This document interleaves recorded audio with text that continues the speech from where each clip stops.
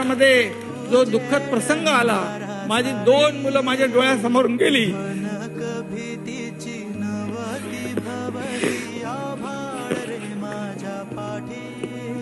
त्यावेळेस